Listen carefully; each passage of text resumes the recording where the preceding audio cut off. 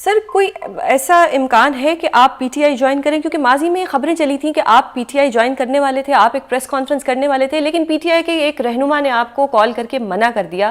Unfortunately P T I میں تھوڑا سا قیادت کا فقدان رہا ہے، اور کچھ انسیکیور لوگ بھی ہیں پی ٹی آئی میں جو اچھے لوگوں سے کہیں نہ کہیں انسیکیور ہو جاتے ہیں، تو کیا یہ آپ کے ساتھ بھی ہوا تھا؟ میں نے کبھی بھی اس کو پبلکلی نہیں کہا، اور میں کوئی بھی دیکھا کیسے صاحب کے ساتھ ابھی میں بیٹھا ہوں اور وہ اس تنظیم کا حصہ ہیں، اور پی ٹی آئی بھرپور طور پر اس میں شامل ہے۔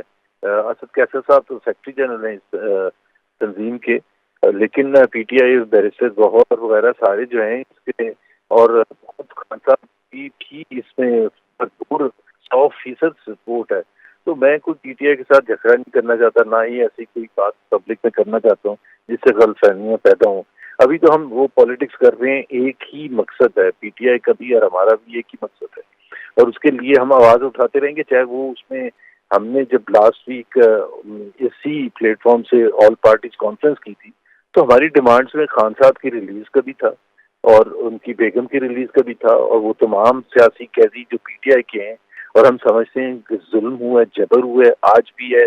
یاسین راشد جیسی لوگوں کو 78 سال کی ایک خاتون ہیں، وہ کینسر سروائیور ہیں، محمود الرشید صاحب ہیں، سینیٹر اعجاز چودھری صاحب ہیں، لیکن یہ ایک ظلم ہے، بربریت ہے۔ یہ اس سے زیادہ زیادتی کیا ہو سکتی ہے؟ آپ نے لوگوں کو اندر بند کر دیا ہے، اور گواہی ایسی آپ لے کے آئے ہیں جس کو کوئی یقین کرنے کے لیے تیار نہیں ہے کہ کوئی صوفے کے پیچھے چھپا ہوا تھا اور اس نے نوٹ کیا تھا کہ جی کیا باتیں ہو رہی ہیں۔ آپ ضرور کریں، کوئی بھی، میں کہتا ہوں ریڈ لائٹ بھی کوئی توڑتا ہے، اس سے پی ٹی آئی کا کوئی تعلق نہیں، نہ نون لیگ کا، نہ کسی اور عام شخص ہو یا کوئی اور بڑا سے بڑا۔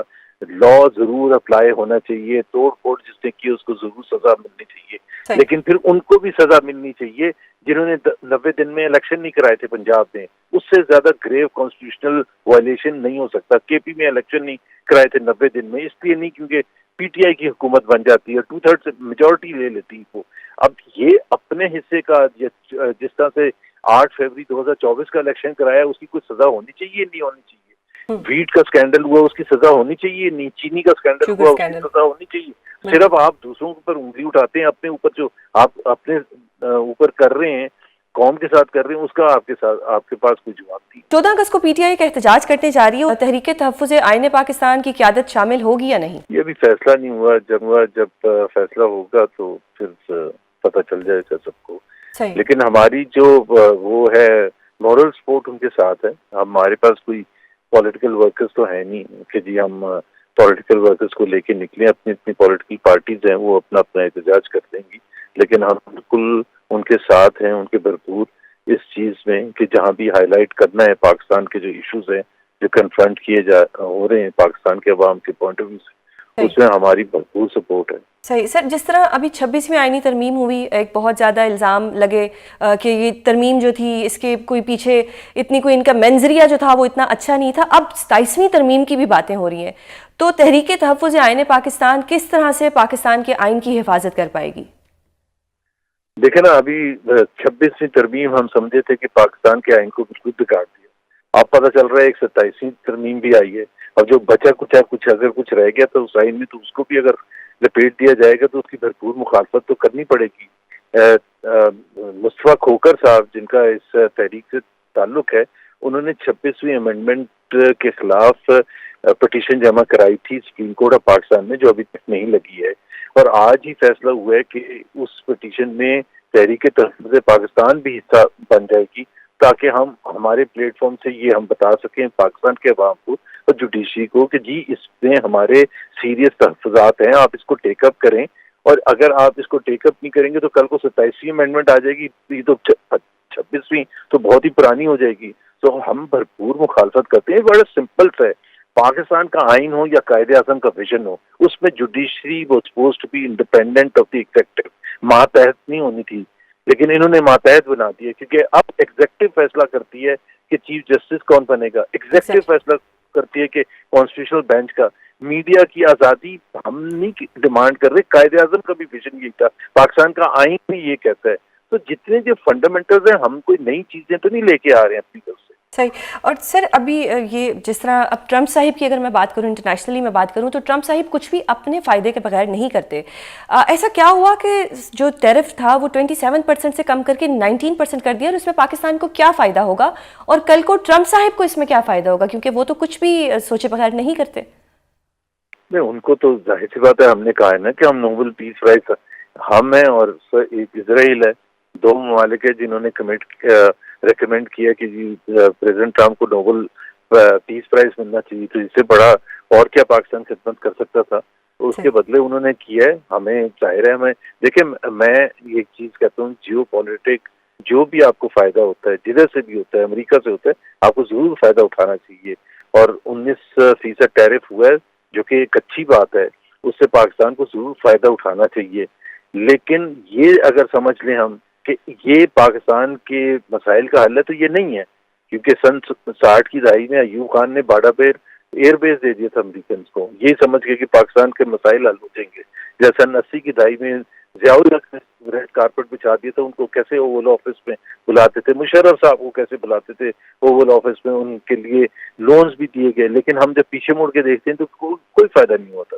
پاکستان کے مسائل اس وقت حل ہوں گے جب ہم اپنے لوگوں کے لیے، اپنے عوام پر خرچ کریں گے، ان کی تعلیم پر، ان کی صحت پر، پاکستان کے ٹیکس کے نظام پر، پاکستان کی انرجی کو ریفارم کرنے کے لیے. یہ تمام چیزیں ہیں جو فنڈامنٹل ہیں.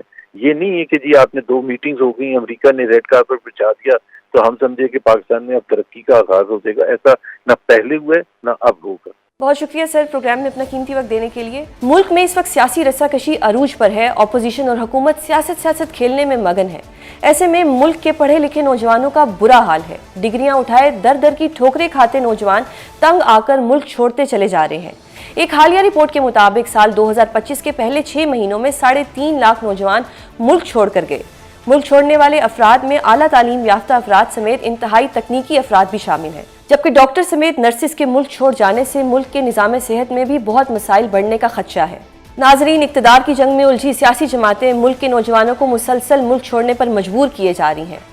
پڑھے لکھے نوجوانوں کا یوں ملک چھوڑ جانا ملک کے لیے کتنا بڑا نقصان ہے، اور اس معاملے پر فی الفور کیا اقدامات لینا ہوں گے، اس سب پر اور دیگر اہم معاملات پر بات کریں گے. ہمارے ساتھ موجود ہیں وزیر اعظم کے کوارڈینیٹر رانا احسان افضل. سر بہت شکریہ پروگرام میں اپنا قیمتی وقت دینے کے لیے. 2025 شروع ہوا، ابھی 6 ماہ گزر چکے ہیں، اب تو 8 ماہ گزر چکے ہیں، لیکن اگر 6 ماہ کا جو ڈیٹا ہے اس کی میں بات کروں تو ملک سے 3.5 لاکھ جو انٹلیکچوئلز تھے، جو اسٹوڈنٹس تھے، یا جو لوگ کوئی مہارت رکھتے تھے، وہ ملک چھوڑ کے چلے گئے ہیں.